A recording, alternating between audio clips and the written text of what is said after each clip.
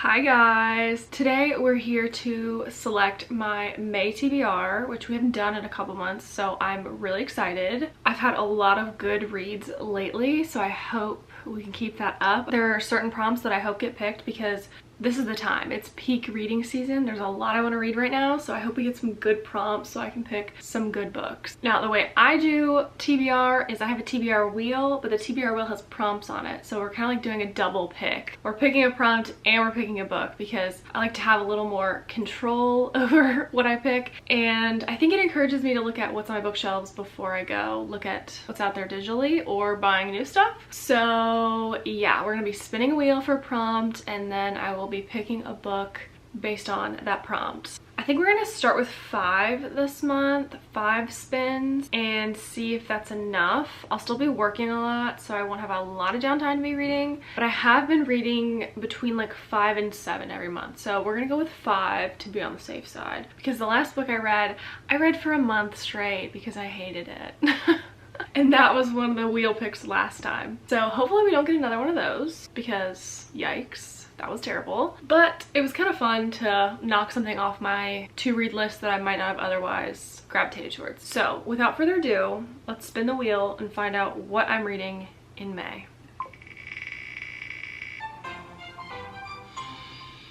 Interesting. I have just the book in mind for this. Features Marriage or a Wedding, which I feel like is such fun spring vibes. Okay, give me a second. I think I have just the book for this. Alright, so pick number 1 is The Unhoneymooners, which I actually just bought last weekend at a secondhand bookstore. So I'm really excited about this. It's not the main characters that get married, but there's a wedding that takes place and there's a free honeymoon that the 2 main characters get to go on if they agree to get along. So I think that's what I'm going to go with. The Unhoneymooners by Christina Lauren. So basically our main characters are arch nemesises, not sure what the plural is of that, but they don't get along. It's her sister getting married, he's the best man, and they just think they're gonna have to get along for this weekend, and then the whole wedding gets food poisoning except for them. And so now there's a honeymoon that the bride and groom can't go on, and so they're like, well, we'll take it. Even if we hate each other, we'll go.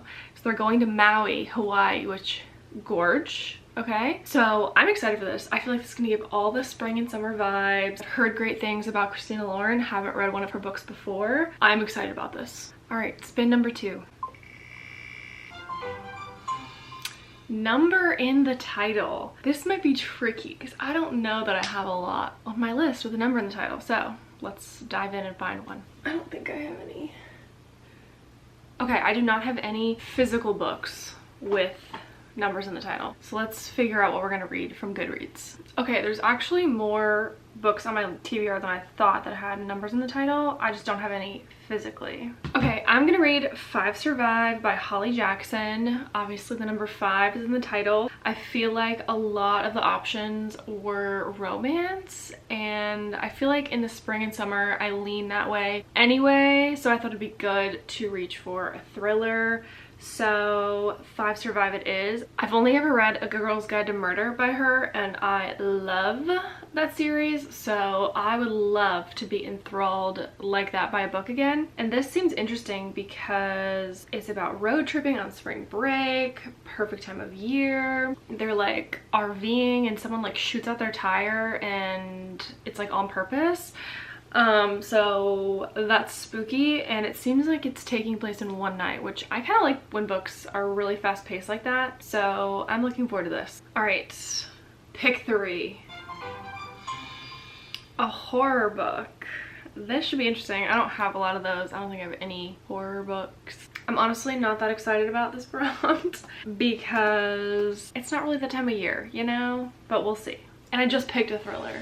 Okay, according to Goodreads and Google, Jurassic Park is a horror book, and I love dinosaurs, so I think I'm gonna read that. Let me see where I can get Jurassic Park. The library, perfect.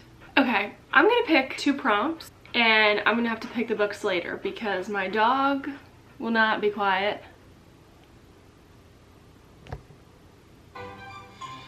Okay, a tree on the cover. I feel like that shouldn't be too hard and could be fun potentially for a book choice because I love books about nature. All right, next roll.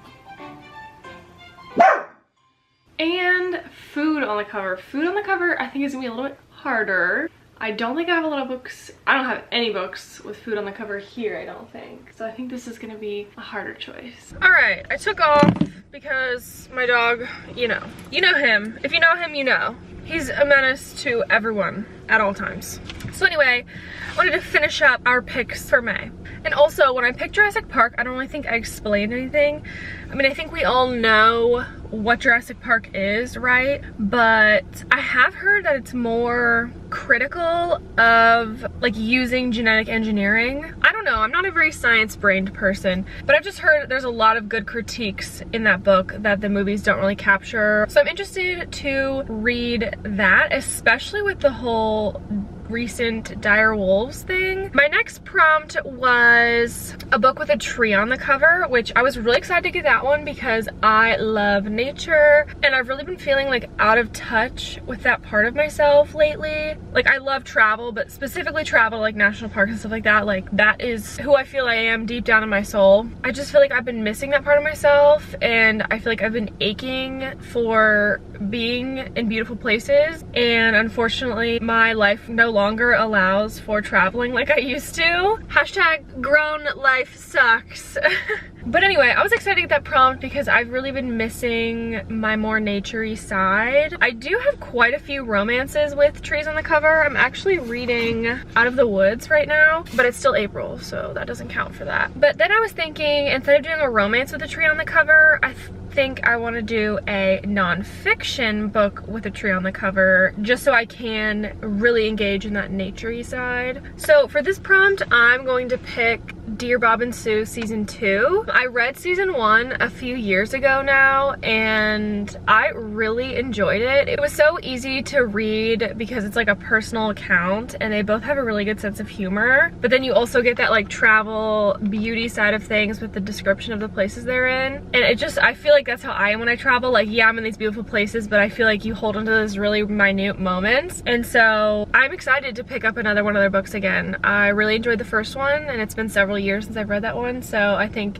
it'll be fun to read that again. And it is nonfiction, but I feel like it's a very low stakes, low investment nonfiction. You really don't have to have your brain operating on all cylinders to read it because it is more personal. So yeah, I'm excited for that one. And then our last prompt was a book with food on the cover, which I thought was going to be pretty hard to locate, but it ended up not being. When I was looking around my room to see if I had any books with food on the cover, I actually found one, and that is The X Vows, which I'm really excited about. It has grapes on the cover, and grapes are food, and it's another wedding book, so I'm like hitting that prompt double. So I think it's about two exes who are the best man and woman for one of their friends at a wedding, and she very much still has feelings for her ex, and she's like very like organized, to-do lists, crossing things off, and obviously that is not according to plan. And so they're trying to like keep it cool to make sure this wedding goes through, and it's a good old second chance romance. I'm really excited about it.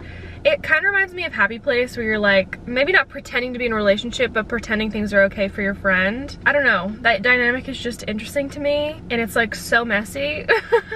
How you're like, you know you two are not on the same page, but like you're allowing yourself to fall back into old feelings and let that be the excuse. And that is so messy, but so fun. I'm really excited for those 5 books. I think that is a really interesting slate of books the next month. I feel like they all have good spring vibes. I'm looking forward to it, and I probably will read a few more. I've been in like a really reading mood lately. Like every time I look at my bookshelves, I'm like, I want to read that, I want to read that, I want to read that, I want to read that. I can't wait to recap these books because I just feel like they're gonna be so good. I've had so many good books this year, and I hope that this month brings more. So yeah, without further ado, that's pretty much it. Let me know which one you think I should read first off of this list. I'd be curious to know what you think about that, and or what are your thoughts? If you've read these books, do you love them? Do you hate them? Everything you want to tell me down below. But otherwise, I will see you next time.